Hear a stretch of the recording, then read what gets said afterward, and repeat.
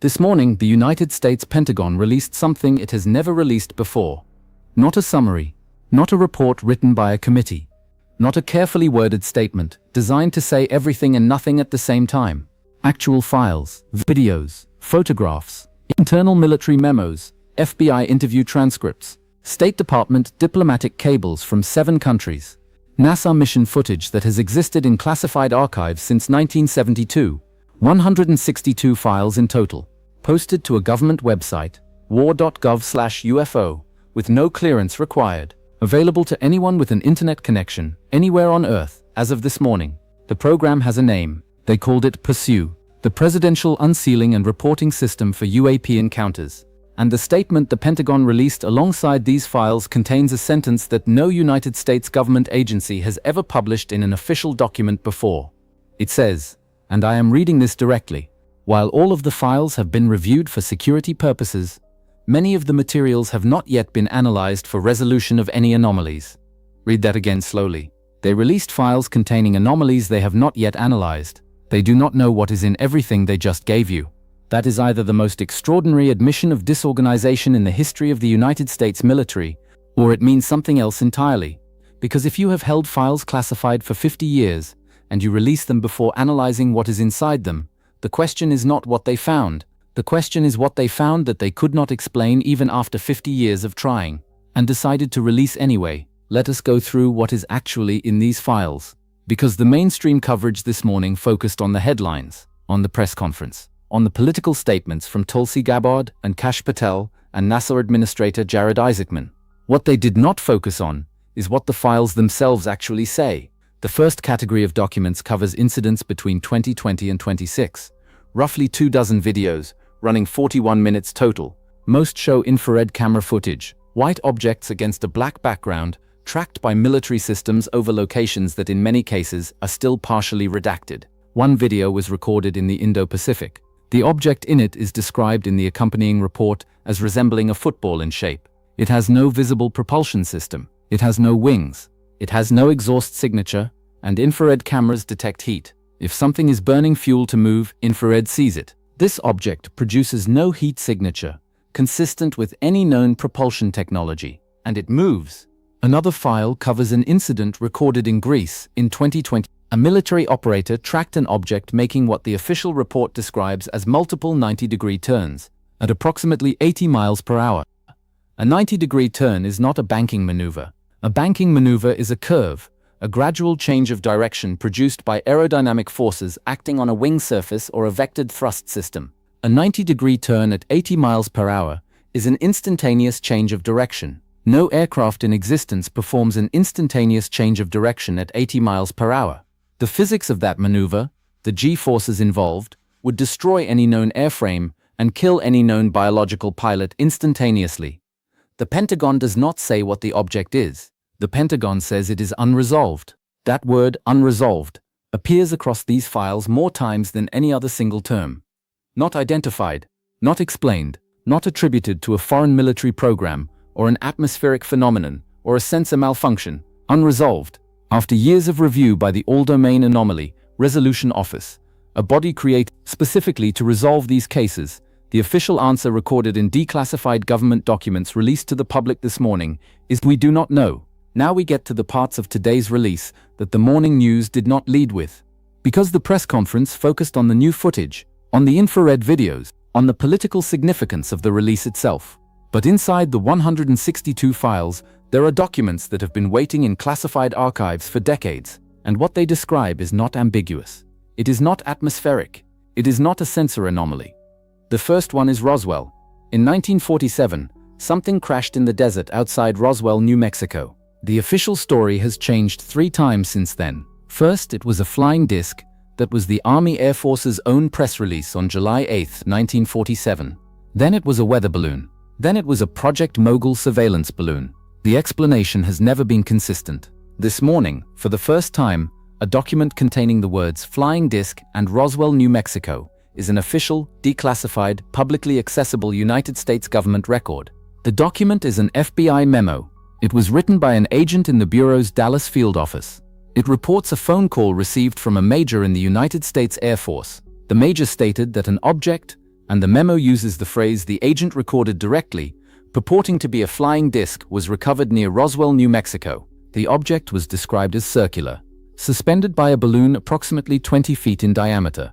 But here is what is critical about this document, and why it matters beyond the Roswell story itself. The FBI memo was written on July 8, 1947. The Army Air Force retraction, the statement that it was actually a weather balloon, was issued the following day. That sequence matters, because the FBI memo records a military officer describing a recovered object before the cover story was released, before anyone had decided what the official explanation would be. What the major described to the FBI field office on July 8, 1947, was not a weather balloon. It was something that required a phone call to the FBI, something that required reporting upward through the chain of command, something that 79 years later is now an official government document. The second category of historical files in today's release covers the period between 1947 and 1968. The FBI compiled a case file during those 2 decades, catalog number 62 HQ 83894, containing hundreds of pages of eyewitness testimonies and public reports about unidentified aerial phenomena. The Pentagon notes that portions of this file were previously released by the FBI, but the version released today contains fewer redactions, newly declassified pages that were not available before this morning. What is in those newly declassified pages has not yet been fully analyzed by independent researchers. The files were released hours ago. The work of going through them has barely begun, but the existence of a 21-year FBI investigation running from 1947 to 1968 into unidentified aerial phenomena is itself significant, because the official position during that period was that there was nothing to investigate. Project Blue Book, the Air Force's official UAP investigation program, concluded in 1969 that there was no evidence of anything extraordinary, no threat to national security, no indication of technology beyond human capability. The FBI was running a parallel investigation for 21 years that the public did not know existed, and the case file number 62 HQ 83894 is now a public document. The third element of today's release, that received almost no mainstream coverage, involves the Apollo 17 mission, December 1972, the last time human beings walked on the moon. Among the files released this morning is a NASA photograph taken during the Apollo 17 mission. The Pentagon's caption for this photograph describes 3 dots in a triangular formation appearing in the lunar sky. The accompanying analysis states, and I am reading from the official document, that there is no consensus about the nature of the anomaly. A preliminary analysis suggests it could be a physical object. This photograph has existed since 1972.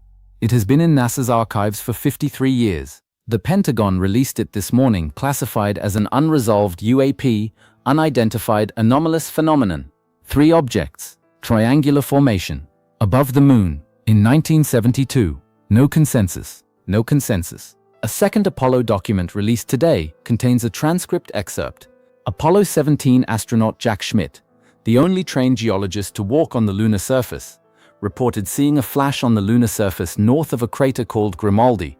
The flash was documented, filed, classified, released this morning. No explanation offered. Here is what did not happen today.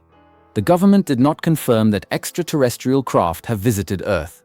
The government did not reveal the location of recovered non-human technology. The government did not produce a body, did not present a living non-human intelligence, did not issue a statement that overturns the foundational assumptions of human civilization.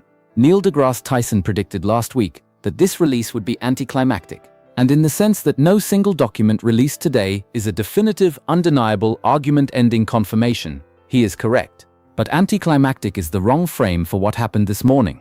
Because what happened this morning is something that has never happened before in the history of the United States government. The systematic, institutional acknowledgement that there are things in the sky, and apparently above the moon, that the most sophisticated military and intelligence apparatus in human history cannot explain, not won't explain, cannot.